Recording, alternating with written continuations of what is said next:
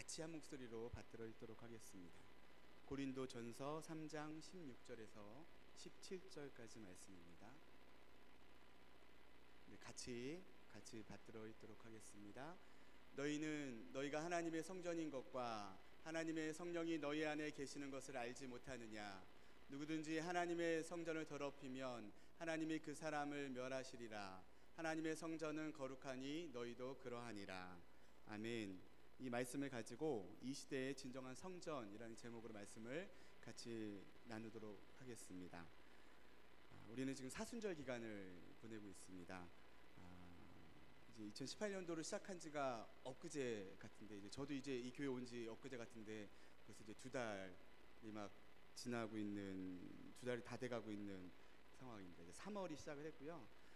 얼마 전까지만 굉장히 추웠던 그런 느낌인데 이제는 완연한 이제 봄 날씨를 우리가 경험하게 됩니다. 그래서 이런 날씨를 보면서도 정말 하나님이 정말로 놀라우신 분이다라는 것을 저도 느끼고 있고, 또 여러분들도 순간순간 하나님 앞에 이렇게 느끼는, 고백하는 그런 시간이 되셨으면 좋겠습니다. 3월 달이 되면은 이제 주로 저는 이제 학생부를 맡고 있기 때문에 아이들이 이제 신입생이나 그다음에 새롭게 한 학년씩 등반을 하기 때문에요, 새로운 아이들을 만나고 또 새로운 선생님들을 만나고 그런 적응하는 그러한 기간입니다. 그래서 물론 우리 도양중앙교 학생들은 잘 적응하겠지만 이제 많은 친구들이 새로운 환경에 대한 그런 두려움과 부담감으로 참 스트레스를 많이 받는 때입니다. 그래서 여러분들이 여러분 자녀들을 위해서, 또 우리 학생들을 위해서, 유초동부부터 마찬가지로 학생들을 위해서 여러분들이 더욱더 관심과 기도를 많이 가져주셨으면 좋겠습니다. 사순절 기간을 보내면서 아까 목사님께서 오전에서도 우리가 좀 더 절제되는 그런 삶을 보내자고 말씀을 많이 하셨는데, 저는 이제 레바논에 있었다고 말씀을 드렸잖아요. 거기서는 보면은 사순절 그 레바논은 다른 중동 국가에 비해서 기독교가 좀 있거든요. 그래서 기독교가 좀 자유롭기 때문에 거기서는 이제 신앙생활을 어느 정도 하는데, 거기서 이제 사순절 기간을 보낼 때요, 금식을 많이 합니다. 그러니까 아예 우리네 같은 금식이 아니라 고기 금식을 하거나, 아니면 딱 이렇게 딱 절제를 해가지고는 나는 어떤 건 먹지 않겠어라고 딱 결정을 하고 그 음식을 빼서 하는 금식들을 많이 하더라고요. 그래서 어느 이제 자매를 보니까 이디오피아에서 온 그 자매를 보니까 자신은 기독교인인데 금식을 할 건데 어떻게 금식을 하냐면 커피까지도 안 마시더라고요. 커피에 그 우유를 넣잖아요, 보통요. 우유도 육류에 포함된다고 생각을 해서 커피까지 절제하는 그런 모습들 보면서 야, 멋진데, 훌륭한데? 라는 그런 생각을 한 적이 있습니다. 여러분들은 이 사순절 기간에 하나님 앞에 더 나아가기 위해서 어떠한 결단과 어떠한 마음으로 서시는지, 오늘 말씀을 통하여서 또 우리 이 기간들을 통해서 여러분이 한 번 더 하나님 앞에 다가가는 그런 시간들이 되셨으면 좋겠고요. 우리가 제목으로 말씀드렸던 것처럼 오늘 말씀의 주제는 성전에 대해서입니다. 이제 과연 우리가 성전은 굉장히 많이 익히 알고 있는 그런 내용들이기도 하지만 그 성전이 과연 무엇일까? 우리가 알고 있는 성전은 어떠한 성전일까? 그 다음에 한번 고민해보고 그 뜻을 발견해보는 시간이 되기를 원합니다. 제가 지난달에 이 자리에 섰을 때는 이제 출애굽기 3장 말씀을 가지고 이제 모세가 80세 때 이제 부르심에 대한 말씀을 나눴었어요. 그래서 우리가 포기하는 삶을, 주님 앞에 내려놓는 삶을 살아야만 정말 주님께서 우리를 통하여서 일하시고 역사하신다는 그런 말씀을 같이 나눴었습니다.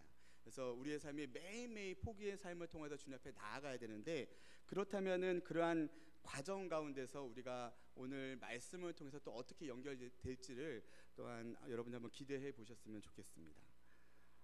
모세의 출애굽 사건은 우리가 지난주에 말씀에 이어서 모세의 출애굽 사건은 굉장히 역사적인 그런 사건입니다.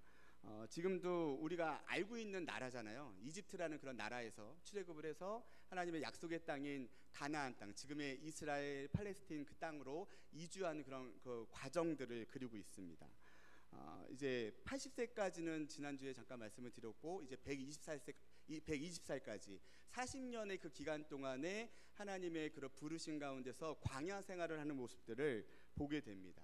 그 40년의 약속의 땅으로 가기 전까지의 40년 동안에 우리가 출애굽기 말씀 그 이후에서 말씀 보면은 참 굉장히 많은 사건들이 있었던 것을 우리가 잘 알고 있지 않습니까? 근데 이러한 많은 사건들 가운데서 저는 오늘 이 말씀을 준비하면서 그 사건의 핵심, 사건의 중심에 바로 성막이 있었다는 것을 말씀을 드리고 싶습니다. 출애굽의 과정은 결코 순탄하지 않았습니다. 인구만 해도 60만이었고요. 60만이었고 그 가운데 뭐 아이들, 노인들, 여성들 이렇게 다 포함되면 200만이 넘는 그런 사람이었다라는 거거든요.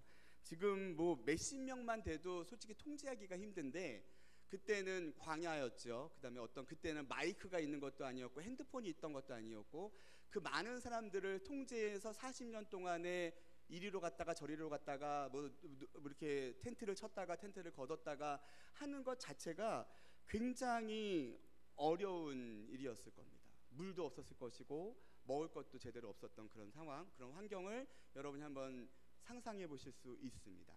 이러한 가운데서 하나님의 긍휼하심으로 만나도 주셨죠. 그 다음에 메추라기도 주셨고 그 다음에 물이 없을 때는 바위를 통해서 샘물도 우리가 맛보았던 그 출애굽의 상황들을 우리가 잘 알고 있습니다.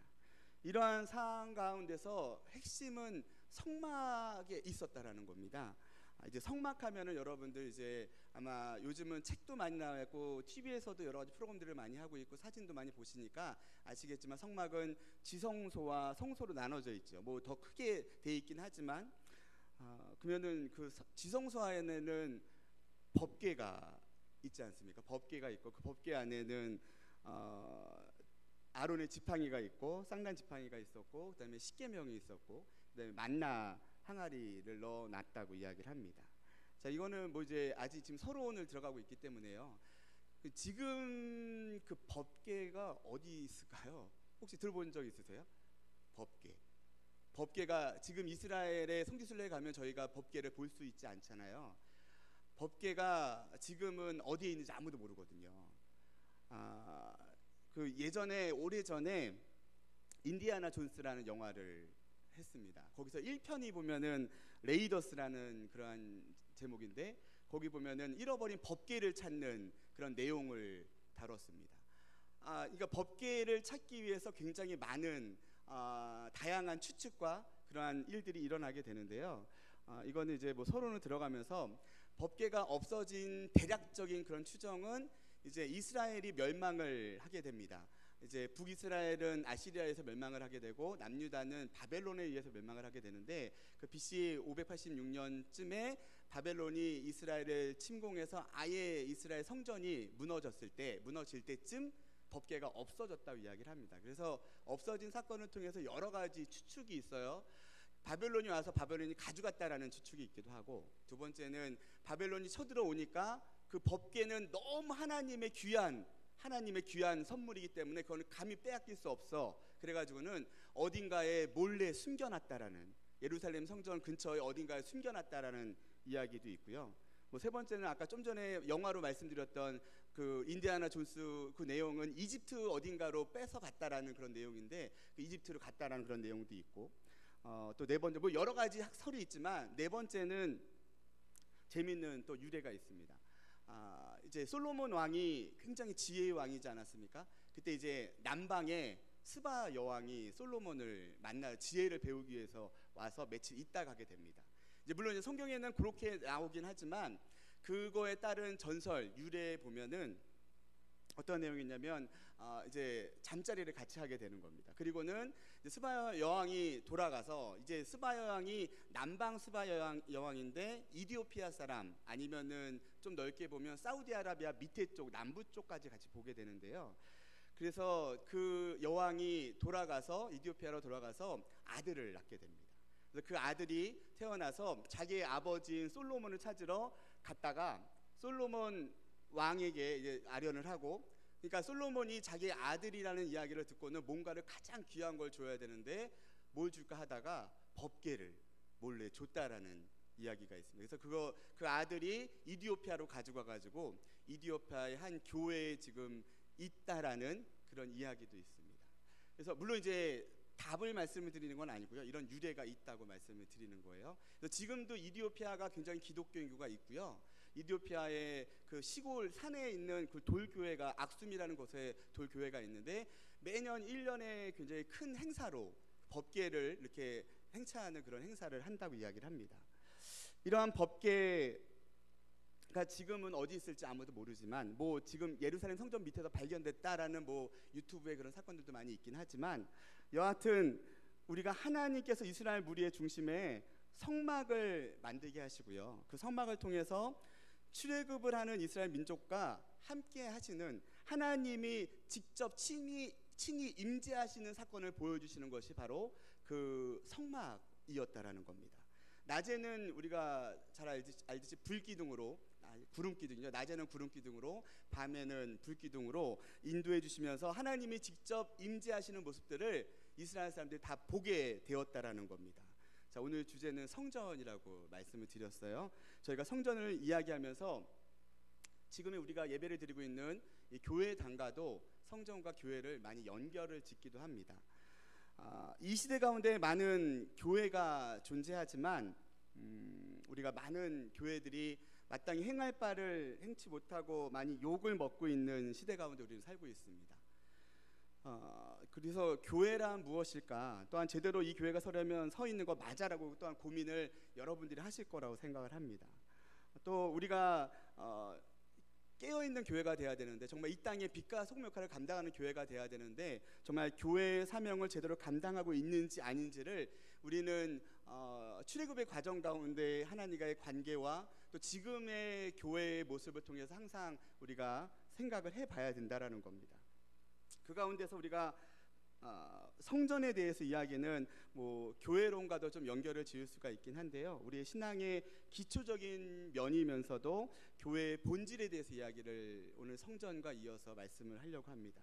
물론 성전과 성막과 교회를 일치시킬 수는 없습니다. 물론 위험합니다. 하지만 우리가 굉장히 많은 연결점을 가지고 생각하고 있기 때문에 우리가 잘 구별해서 정말 하나님이 기뻐하시는 성전, 하나님 기뻐하시는 교회가 무엇인지를 고민해보고 하나님 앞에 오늘 말씀 가운데 우리가 다시 한번 결단해보는 그런 시간들이 되었으면 좋겠습니다. 여러분들이 이제 좀 전에 교회에서 말씀을 드리면서 아마 여러분들도 저도 많이 고민을 하는데 여러분들도 지금 한국 교회가 이대로는 괜찮을까라는 그런 고민을 많이 하실 거라고 생각을 합니다. 하나님이 기뻐하시는 교회인가? 뭐 한국 교회를 떠나서 뭐 또 작게 보면 우리 교회는 하나님이 기뻐하시는 교회인가? 좀 하나님의 사명을 제대로 붙잡고 있는 그런 교회인가? 좀 하나님이 원하시는 교회인가? 좀 하나님이 원하셔서 정말 이 교회를 통해서 우리 교회를 통해서 이 땅 가운데 빛과 소금 역할을 감당하고 있고 생명이 살아나고 있고 정말 아파하는 사람이 힘든 사람이 회복되어지고 있는가를 우리는 항상 고민해봐야 된다라는 겁니다. 나는 교회를 다니고 있는데 나로 인하여서 다른 사람들이 상처받고 아파한다면 뭐가 문제가 있다라는 거거든요.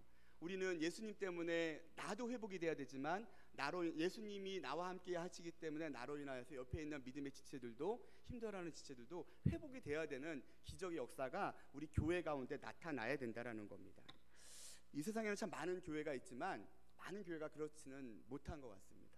아쉽게도 또 우리 장로교라는 이름으로도 굉장히 많은 교단들이 있고 그 다음에 많은 이단들도 기독교라는 이름으로 살아가고 있고 그 세상 사람들은 다 뭉뚱그려서 기독교는 다 저렇구나라고 손가락질을 하면서 보고 있는 그런 시대를 우리가 살고 있습니다. 우리는 대형 교회를 때로는 비판하기도 하고 또 교회의 문제가 TV에서 방송이 되면은 같이 손가락질을 하기도 하고 때로는 부끄러워하기도 하는 그런 시대를 우리는 살고 있다라는 겁니다. 반면에 서울의 어느 한 교회에서는 뭐 예배당을 고수하지 않고 고등학교 강당을 빌려서 예배를 드리거나 아니면은 교회가 너무 커지니까는 교회 훈련되신 분들을 개척교회 몇 년간 파송을 해가지고 거기서 섬기다 오라고 얘기하는 그런 교회들도 늘어나고 있고요. 또 어떤 교회는 저쪽에 분당에 있는 교회에서는 교회가 너무 대형화가 되다 보니까 교육관을 사회 그 지역에 이렇게 환원시켜서 지역사회에 도움이 되려고 노력하는 그런 모습들도 있는 모습을 보게 됩니다. 그러니까 물론 많은 다양한 안 좋은 점도 있지만 좋은 점, 교회를 통하여서 많은 영향력을 끼치고 있는 우리들의 모습을 보게 되고 우리는 그렇게 살고 있다라는 겁니다. 이러한 상황 가운데서 기본적인 성경의 틀은 창세기의 앞에 부분을 보면은 주로 하나님께서 아브라함이나 많은 성경의 인물들 가운데 1대1로 나타나셨던 모습들을 보게 되는데요. 이제 오늘 말씀과 같이 이제 출애굽을 하시면서 하나님께서 법궤가 아니죠, 성전을 통해서 우리에게 그 보여주셨을 때는 이제는 1대1과의 관계가 아니라 이스라엘 민족 전체에 하나님이 직접 임재하시는 모습들을 보여주고 있는 것을 오늘 말씀을 통해서 보게 됩니다. 이제 가나안 땅에 들어가서 그런 법궤가 이제는 정착을 하게 되죠. 그리고는 그 성전이 성막이 정착이 돼서 다윗과 솔로몬 시대에 이제 성전이 만들어지게 되고요. 그 다음에 아까 잠깐 말씀드렸지만 북이스라엘이 BC 722년에 멸망을 하게 되고, 남유다가 이제 바벨론에서 멸망을 하게 되면서 아예 성전 자체가 무너지는 그런 사건이 있게 되고요. 70년 후에 다시금 돌아와서 이제 스룹바벨에 의해서 2차 성전이 만들어지는 것을 우리가 보게 됩니다. 그리고 예수님이 오시기 전에 사건을 보면은 이제 헤롯에 의해서 성전이 만들어졌다고 표현을 하긴 하는데, 바로 그것은 성전을 새롭게 만든 것이 아니라 증축을 했다라고 이야기를 합니다. 그래서 포로 이후에 돌아와서 급하게 성전을 대량 만들었기 때문에 그 성전을 더 멋있게 증축을 했던 것이 이제 헤롯 성전이라고 표현을 하게 되고요.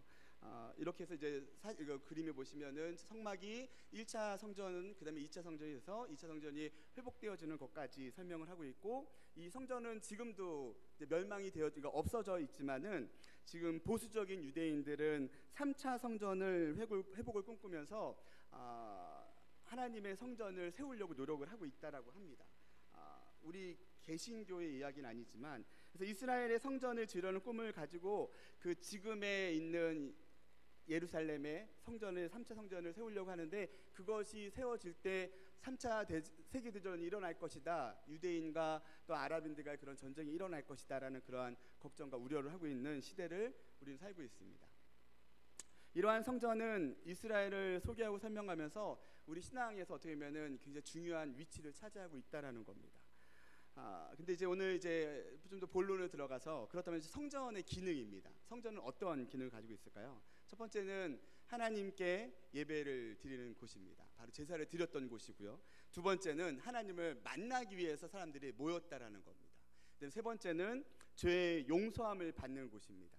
네 번째는 바로 이스라엘 민족의 삶의 중심점으로요, 매년 최소한 남자들은 3번 이상은 성전을 방문해서 제사를 드려야 됐다는, 그것이 의무가 돼 있었다라는 것입니다. 이 성전은 하나님의 임재하시는 곳이었고, 성막부터 해서 하나님의 임재를 표현했고, 하나님을 만나러 오는 곳이었고, 여기 와야만 죄의 문제가 해결함을 받을 수 있는 곳이었고, 바로 그랬다라는 겁니다. 그곳이 바로 주님이 계셨던 곳이라는 성전의 의미거든요. 자, 근데 지금 앞에 제가 초반에 계속 말씀드렸지만, 우리가 지금 생각하고 있는 성전과 이 과거의 출애굽 당시의 성막과 솔로몬 시대의 성전과 정말 여러분 차이를 한번 비교해 보시라는 거예요.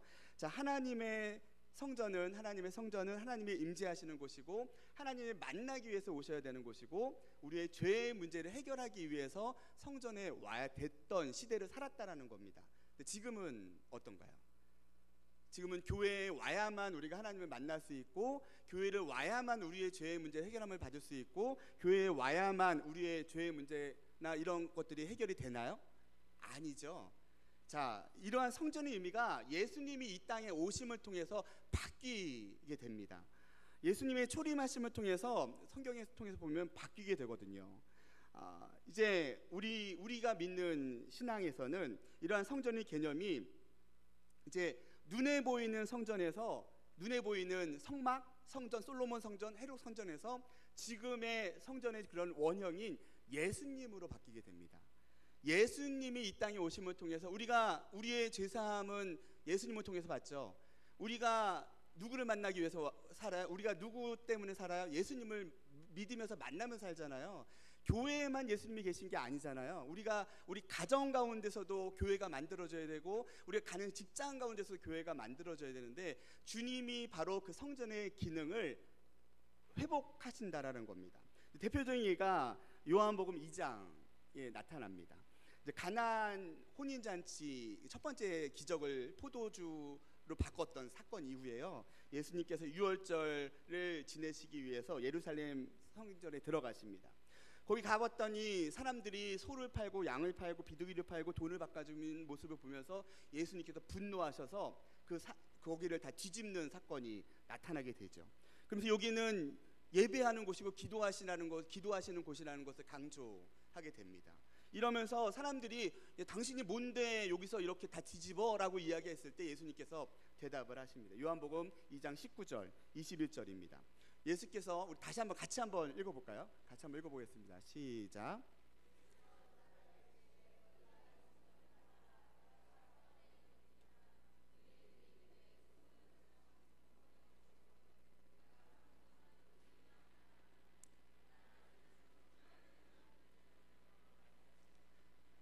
바로 오늘 말씀해 보니까 예수님께서 본인이 바로 성전이시다라고 설명을 소개를 하고 있는 부분을 우리 말씀을 통해서 보게 됩니다.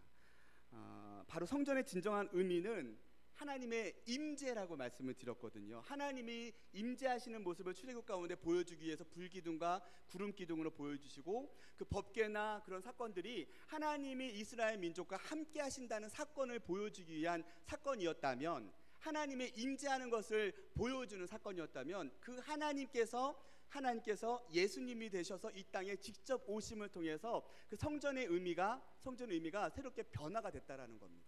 그러니까 눈에 보이는 성전이 중요하고 거룩한 것이 아니라 바로 예수님 자체가 중요한 핵심이라는 거거든요. 출애굽을 하면서 주님이 성전에 임하는 모습을 보고 사람들이, 야, 우리 하나님이 우리와 함께 하시는구나. 가나안 땅 입성을 하면서 많은 전쟁 가운데 법궤를 가지고 가면서 여리고성을 돌면서 하나님이 우리와 함께 하시기 때문에 우리가 이길 수 있구나, 승리할 수 있구나, 그 가나안 땅을 정복할 수 있구나 라는 그런 믿음들이 하나님이 나와 함께 하신다는 그러한 고백이었던 것처럼, 그 하나님이 눈에 보이는 그 법궤 때문에 그러한 신뢰감이 있었다면, 이제는 예수님이 이 땅에 오심을 통하여서 그 하나님이신 예수님이 친히 직접 내려오신 그 하나님이 바로 우리와 함께 하신다라는 겁니다. 우리는 그 성전 대신 예수님을 믿고 있고 그 예수님을 따르고 있는 그러한 신앙을 가지고 있는 것이 지금의 우리의 신앙이라는 거거든요. 이스라엘 백성이 매년 3번 이상 성전에 올라가서 제사를 드려 했던 이유나, 출애굽을 하면서 매번 백성들이 옮겨가야 했던 그 성막을 옮겨야 됐던 그런 사건들은 주님의 임재하심이 너무나도 중요했기 때문에였고, 바로 이러한 자부심으로 살았던 사람들이 지금은 예수님을 통해서, 예수님이 직접 이 땅에 오심을 통해서 그러한 성전의 개념이 또한 하나님의 임재의 개념을 새롭게 받아들일 수 있었다라는 겁니다. 우리가 구약에 봤던 그런 성전이나 성막이라는 것은 어떻게 보면은 이렇게 표현을 하면 임시적이었다고 설명을 할 수가 있는 거거든요. 그러니까 핵심은 성전이 핵심이 아니라 그 안에 하나님께서 임재하시는 그 사건 자체가 핵심이라는 거거든요.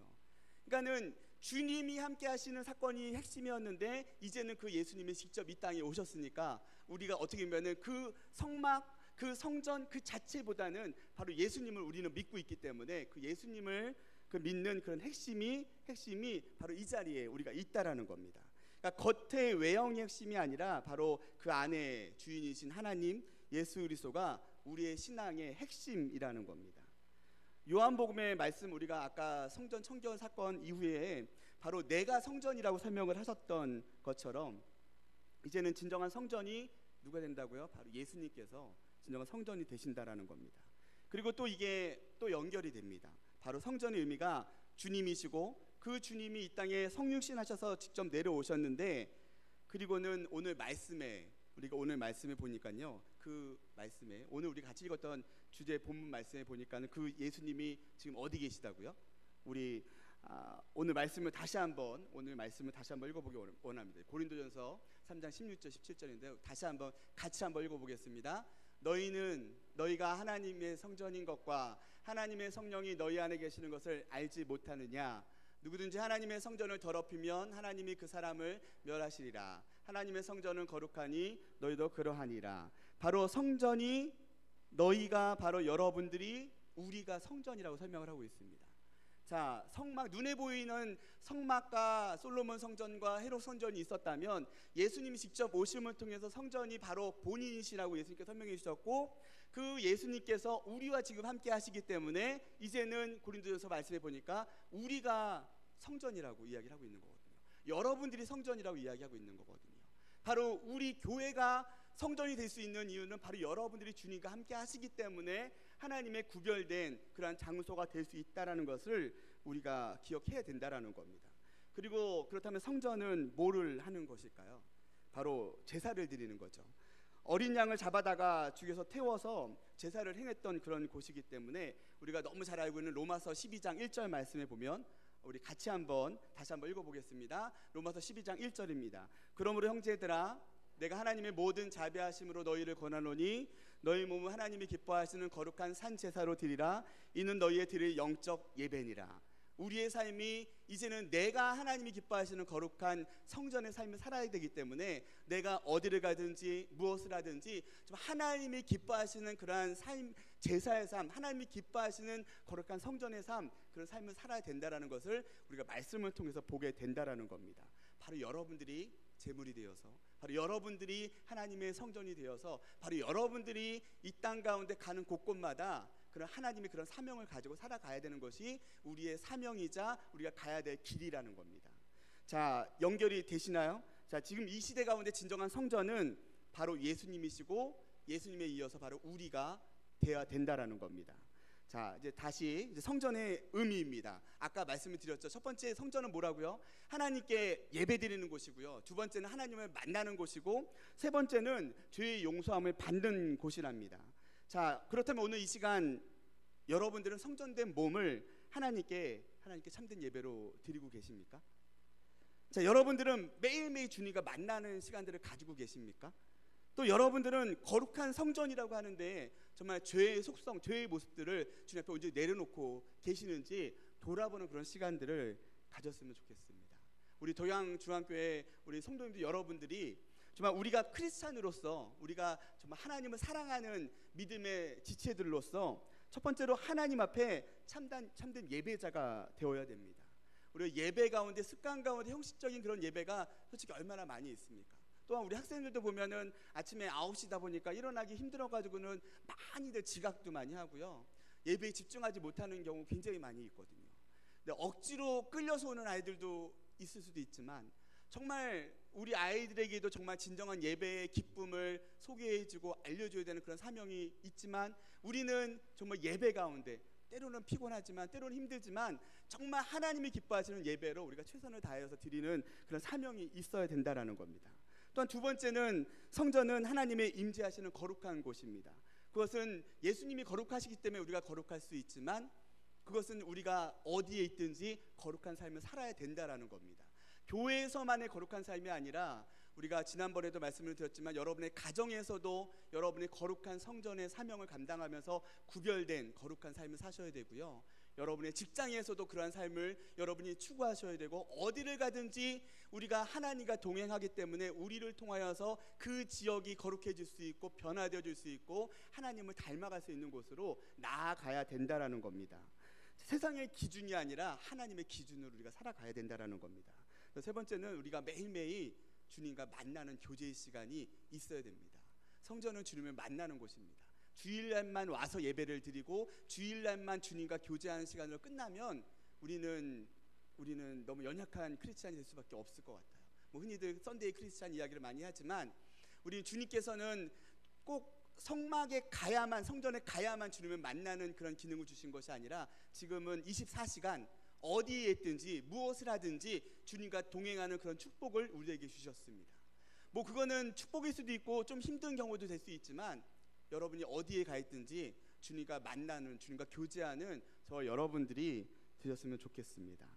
자, 이제 마무리를 하려고 합니다. 바로 우리가 성전된 그런 축복을 우리에게 주셨기 때문에 우리는 어떻게 보면 굉장히 큰 축복을 가지고 있습니다. 이러한 마음 가운데, 이런 축복 가운데 여러분들이 기도하시면서 한 주간 여러분들이 성전된 삶을 살아보시기를 바랍니다. 사순절 기간을 보내면서 우리를 통하여서, 우리의 삶을 통하여서 정말 어떤 큰 영향력을 끼치는 건 아니지만 작은 부분부터 주님 앞에 내가 내 입술로 내 행동으로 성전된 삶을 살아가려고 노력했을 때 하나님께서는 여러분들의 모습을 통해서 이 악한 세대가 희망이 없어 보이는 세대가 희망이 생기는 그러한 시대로 바뀔 거라고 생각합니다. 주님께서는 여러분을 통해서 일하기 원하시고요, 바로 저와 여러분들을 통해서 주님께서 말씀하기 원하시고 또 희망을 주기 원하시고 사랑을 베풀어 주기 원하시는 것이 하나님의 마음인 것을 우리가 보게 됩니다. 바로 우리에게 성전의 특권을 주셨는데 그 성전의 특권을 누군가는 너무 가볍게 여기시는 분도 있으실 터이고 어떤 분들은 굉장히 소중히 여기는 분도 있으실 터인데, 여러분들은 이 한 주간 또한 이 사순절 기간 보내시면서 정말 내가 성전된 삶을 살아봐야지, 나를 통하여서 나도 주님을 잘 만나야 되지만 나를 통해서 우리 가족 가운데 아직 주님을 잘 못 만난 가족들이 있다면 하나님을 더 만나게 해야지, 아니 내 친구들 가운데 아직 하나님을 모르는 사람들이 있다면 그들에게 주님의 그러한 위로함과 그러한 평안함을 나눠줘야지라는 그러한 결단과 그런 마음으로 주님 앞에 고백하는 그런 시간들을 가져봤으면 좋겠습니다. 자, 이제 같이 기도하실 텐데요, 같이 기도하면서요, 하나님께서 여러분들을 구별된 거룩한 성전으로 세워주셨습니다. 하나님, 내가 그렇게 살겠습니다라는 그런 결단의 마음으로 기도하기 원합니다. 주님께서는 여러분을 통해서 일하기 원하시는데요, 정말 그 일하시는 그 일 가운데 여러분 한 사람 한 사람은 너무 소중한, 너무 값진 하나님의 축복의 사람입니다. 내가 먼저 주님 안에서 위로함을 받기 원하고, 내가 먼저 주님 감사합니다라는 고백으로 나와 함께 해주셔서, 나와 동행해 주셔서, 이렇게 살게 해주셔서 감사합니다, 예배하게 하셔서 감사합니다, 이렇게 주님 안에 있게 해주셔서 감사합니다라는 고백이 있기 원하고요, 그러한 감사와 고백이 넘쳐날 때 나를 통하여서 우리 가정이, 우리 교회가, 우리 직장이 하나님 앞에 변화되어 질 수 있음을 고백하면서 하나님 그러한 영향력을 끼칠 수 있는 그러한 성전된 신앙이 되게 하여 주시옵소서라는 그런 마음으로 고백하면서 같이 기도하는 그런 시간을 갖도록 하겠습니다. 같이 하나님